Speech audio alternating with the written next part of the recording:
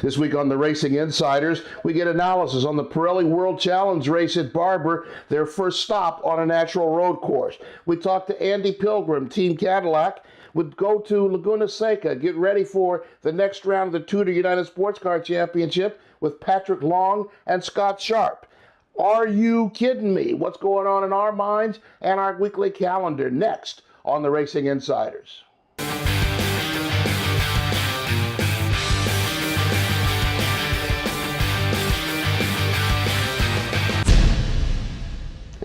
Welcome back to another edition of the Racing Insiders, the only place in broadcasting where you're going to get sports car content, exclusive sports car content every week. I'm Bill Wood in Los Angeles. Jeff Lepper is in Birmingham, Alabama with the Pirelli World Challenge. Jeff, it was a great race this weekend, 2 races.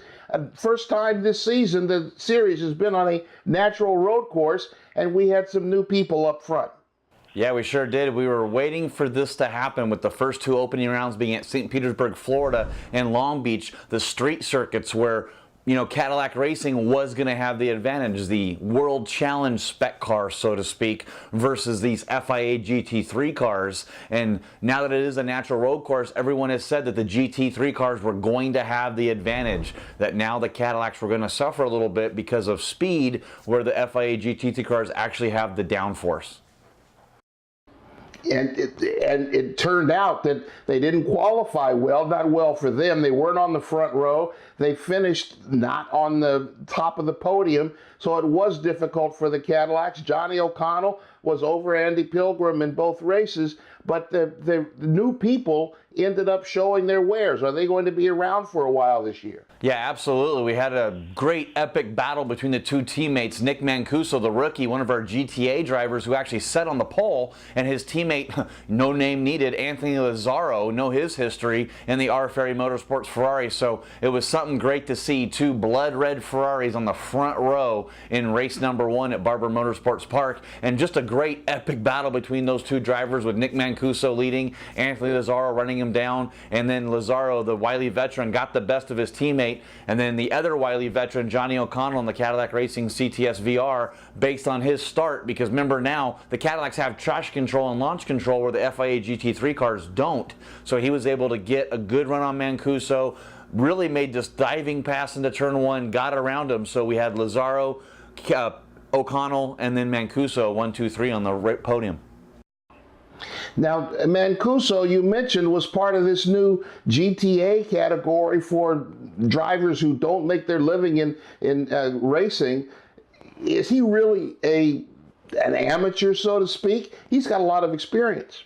Well, he's got a lot of experience, but mostly it's all on club level stuff. He hasn't done very many pro races. And, you know, Pirelli World Challenge, a pro series. So for no matter what history you have, I think it's going to be based on your sort of how you react and do yourself and where you finish. So once you're on the podium, you're done. We saw it with Andrew Palmer at St. Pete. He won the very first race, and now he's no longer a GTA driver. Same with Mancuso. He got 3rd on Saturday, won the GTA category, and now he is a GT driver for the Sunday race, which was just as exciting, Bill, when just a great battle between Andrew Palmer. We mentioned that the young man who won the GTA round at St. Petersburg, Florida, ends up qualifying on the pole position based on your fastest lap from Saturday. Sunday he comes out, has a great battle going once again with Anthony Lazzaro. Really, it looked like Kimi Räikkönen in that Audi with Andrew Palmer behind Lazzaro the entire race, looking for moves, trying to put moves on him.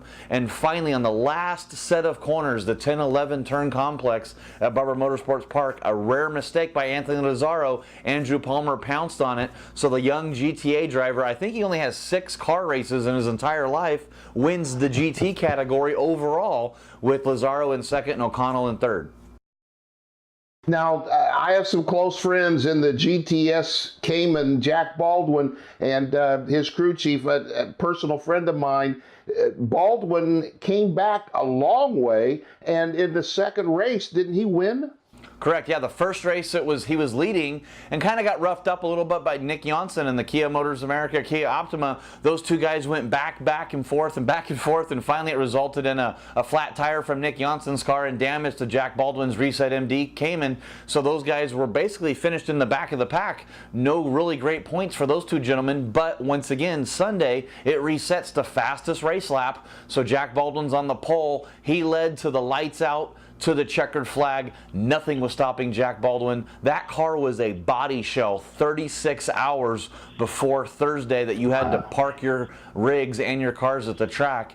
That GTS Sport Goldcrest Motorsports team rebuilt that car after the damage he suffered in Long Beach. A win for him. Mark Wilkins won the race in the Kia on Saturday. We heard from Mark Wilkins here on the Racing Insiders a couple of weeks ago. That's where we roll, people. We get you the winners before they win. That's the Pirelli World Challenge. Let's talk to Andy Pilgrim, another great driver with the Cadillac team, good friend of mine. Let's talk to him. We talked to him in Long Beach. Andy Pilgrim, it's great to see you again, partner. We talked on the phone, but it's good to talk to you again. You're going bananas this season, a great start. Really good start to the season. I mean, the guys gave me a great car. We got a good start, passed a couple of people, and actually really surprised, very surprised that in the race, a lot of the guys, it just seemed like they didn't have a good race setup, so it worked well for us there. We talked before about the Gt3 Invasion. How is that coming with you're the non-GT3 car that's up front? Yeah, obviously we're the last World Challenge car basically at the moment in the series, and we've got the new FIA GT cars. Very happy to see them here. I think we'll know more after Barber when we get to a track that is going to suit them a lot better. The street races, I think, brand new cars, very expensive cars, concrete everywhere. Setups are difficult, don't have a lot of track time. So I think we'll see the best of those cars. After Barber, we'll have a much better balanced idea. But I think they're going to be quick. There's no two ways about it. They've got bigger tires, more downforce, good power. They should be quicker than we are, but we're ready. We're ready to fight. It's good for World Challenge, though, that people like Will Turner and some other people that are talking about coming into the series, that they're showing up. It's fantastic that we've got these new cars. I think the opportunity for World Challenge is huge. We've got a stage now. There's basically 2 sports car series in the United States, and it's really a privilege to be part of it. I'm just really glad that Cadillac's in there fighting hard, and we've got now World Championship cars. Phenomenal teams coming in, like you said, Turner Motorsports, a bunch of guys, a bunch of really good teams. So Jeff, that's Andy Pilgrim. The car was different a little bit on the natural road course than on the street course, and he was kind of looking forward to that, but he didn't get to the top of the podium. Yeah, Andy sort of was trying to salvage what he could. The same thing with Johnny O'Connell. The launch control and traction control that Cadillac has developed for the 4 years they've been in through Pratt & Miller has really allowed them to kind of keep up with the GT3 cars, it seems, on these permanent road courses. The downforce of the FIA GT3 cars played into the advantage here this weekend. The traction control had to get it done early. The Cadillac gets up to speed quickly. The FIA cars take a little bit longer to get up to speed. Johnny O'Connell able to take advantage of it early. Andy Pilgrim was not.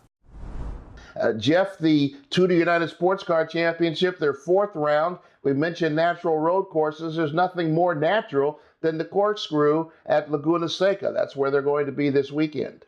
Yeah, returning back to, and you got to say Mazda Raceway, Laguna Seca. Somewhere Dean Case just lost his wings, because even though he's not with us, he can hear when you don't say Mazda Raceway, Laguna Seca. But yeah, you talk about the history of this road course. It's near my hometown. I just love going here. The scenery, the way this track is, they couldn't ask for a better venue to go race at. It is great racing, and the drivers all love it because it's very tight. The corkscrew at the top of the hill, it's one of the classic turns in all of racing worldwide. And the tight turn, was it turn 2? Some will call it turn 1, past the start-finish line. That whole track has got some beautiful places to watch and some beautiful places to drive. You've driven the course. Give us a little insight of where the secret speed is.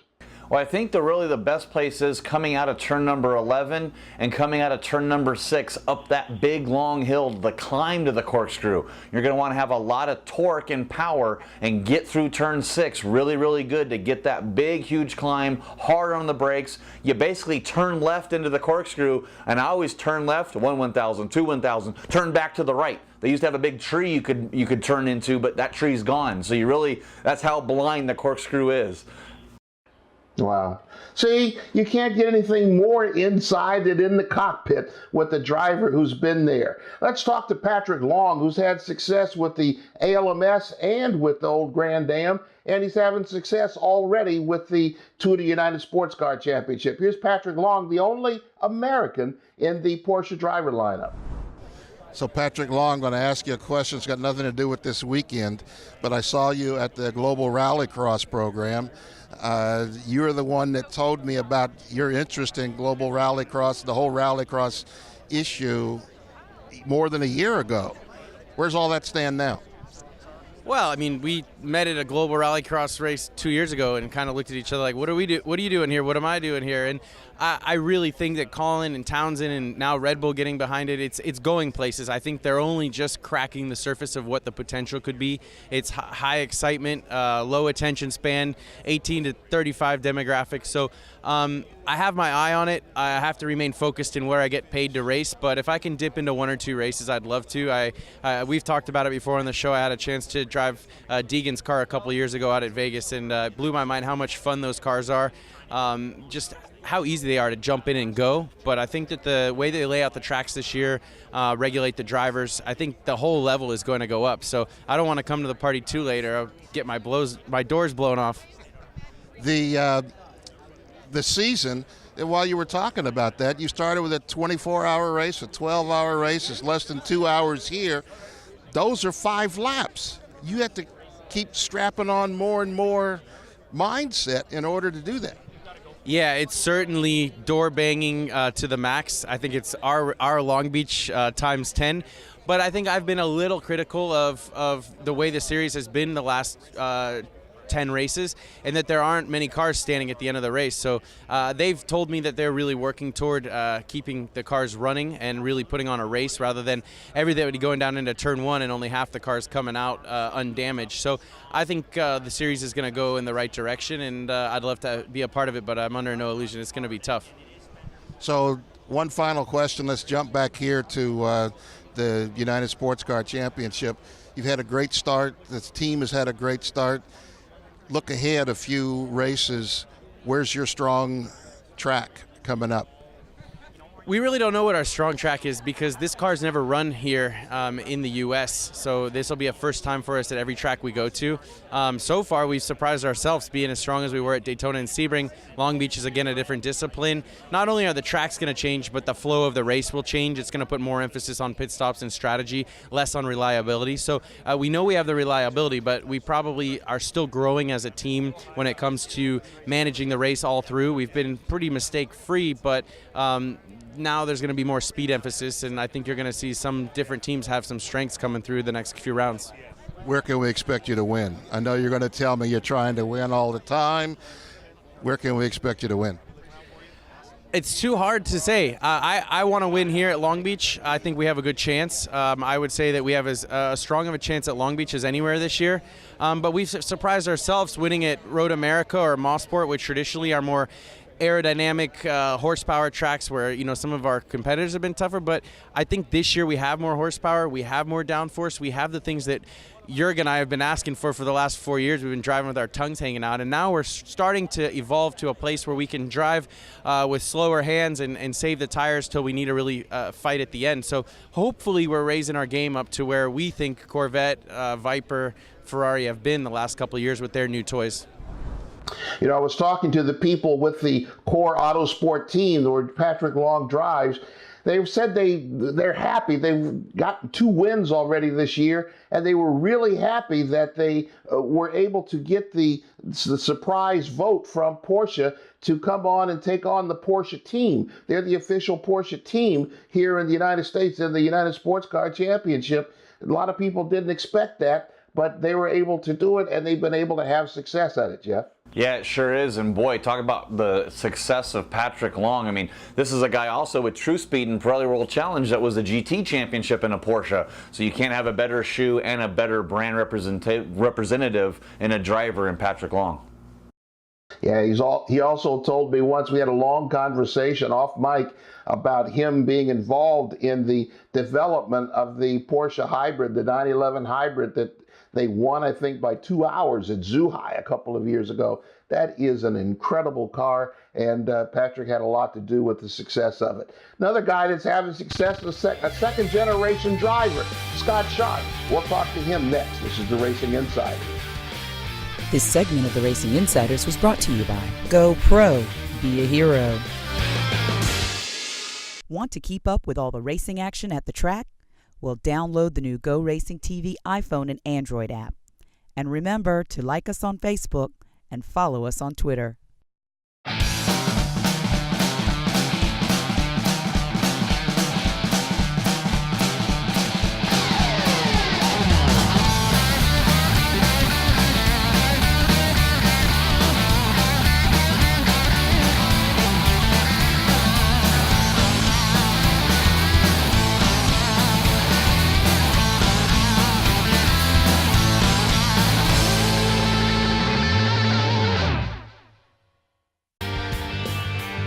Welcome back to the Racing Insiders. Let's go right away to Scott Sharp, the Extreme Speed Motorsports team. Scott is a long-time driver. He's had some success, won a championship in P2 in the ALMS. What was that, in 09, I think it was? And now he's having success committing to the Tudor United Sports Car Championship in the prototype category. Here's Scott Sharp. The effort to equalize the cars has been successful in your mind, so that you're not going against an unfair advantage? I think they've done a pretty good job. You know, no one's ever going to get it right immediately with the one shot, and I think the Tudor series is looking at it that, you know, they're going to have to make little adjustments depending on as the course of the season goes and the type of tracks we run on. But so far, I mean, I think everyone was pretty pleased with Sebring. I mean, that was a great battle amongst 8 or 9 different cars. So we'll see what this weekend brings. It's a very different race, a different mindset. It's not a 24-hour mindset or a 12-hour. You got less than 2 hours to bang your way to the front, and literally that's what you're doing here. There's no runoff. There's all walls. You got to just bang your way up to the front. It's so true that with this tight duration of this race, see how yellows fall out, but possibly just one pit stop. You know, if there's a hole, you got to take it. There's no waiting for the right moment. And that's what makes it fun, though. That's what makes it aggressive. You just got to go when the opportunity presents, or even if only maybe half the opportunity presents. But that's what street racing's all about, and I think that's a lot of history of always been here at Long Beach. I like Scott Sharp. He's the second-generation driver. His dad, Bob Sharp, had a lot of success in sports car racing, and now Scott is kind of duplicating that, running his own team. It's nice to hear him say, we've talked again off camera about how he comes to the track and takes his owner's hat off and is just a driver there at the track. Hard sometimes, but he does it. You got some news from the Extreme Speed team camp, don't you? Yeah, well, we've heard a lot of stories throughout the year here about Tudor teams, you know, that are pulling out. Muscle Milk, Pickett Racing, that was a huge one that they just announced they're not coming back to the series. ESM said, hey, Scott Sharp, we're going to stick around. We're committed to this. This is our program. This is where we want to be, and we're going to make it a success. HPD, Honda Performance Development, they're developing a brand new chassis and car next year that's going to be a coupe. So it's going to be interesting to see how that, and ESM has already looked at maybe running that car in the P category. So it's going to be great to see them continue to build in the Tudor series with that Extreme Speed Motorsport team. It's going to be a great championship this year. Extreme Speed is a strong program. They run a good behind-the-scenes thing. You know, it's a good business. And whenever you have good business background back there, plus they've got some support from Patron, so they're going to be a really strong program going forward. Are you kidding me? What's going on in our heads? You always said you liked this segment. Jeff, what's on your mind? Well, I'm just going to tell you about how famous we are, Bill, with the Racing Insiders TV show. Got to give a huge shout out to CJ Purdy and his son Damon. I actually got on the shuttle bus at Barber Motorsports Park, and as we were all getting off, he goes, "Hey, I just want to let you know I really like your show." And I'm like, "Oh yeah, thanks. You know, we're trying to do good here with all the racing." And he goes, "No, I love the Racing Insiders. We DVR it, me and my son, and they came down to the pits a little bit earlier. I threw him a Pirelli World Challenge hat, and I mean, are you kidding me? Are we really this big? You guys this big of fans? Let us hear about it. Tell us about it on Facebook and Twitter, how great the Racing Insiders is." Wow, that's cool. There are some people I heard from some people in Long Beach. I was kind of surprised that there are people out there watching. It's not just your mom and mine.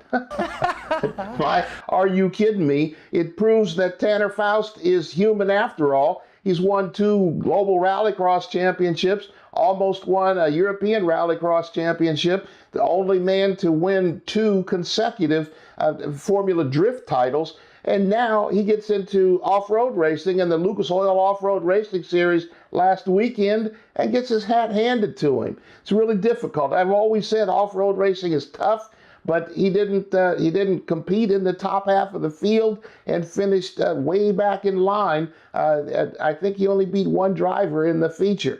Wow. Tanner Faust is human after all. Maybe he needs some pavement in there somewhere. Just doing it all on dirt is not to his liking. On the Racing Insider's calendar this week, the FIA World Touring Car Championship. Let's hope it doesn't become a Sebastian Loeb festival. It's in Hungaroring in Hungary, Budapest. Super GT is at Fuji Speedway. The Tudor United Sports Car Championship is at Mazda Raceway, Laguna Seca.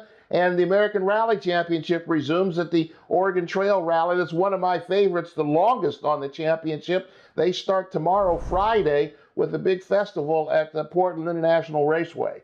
You know, Jeff, the other day I watched an old video on YouTube of the Kelly American Championship at Portland International Raceway. It didn't even have the bus stop there at the end of the drag strip. It was fun to watch that old tape some 30 years ago and see some of the same names.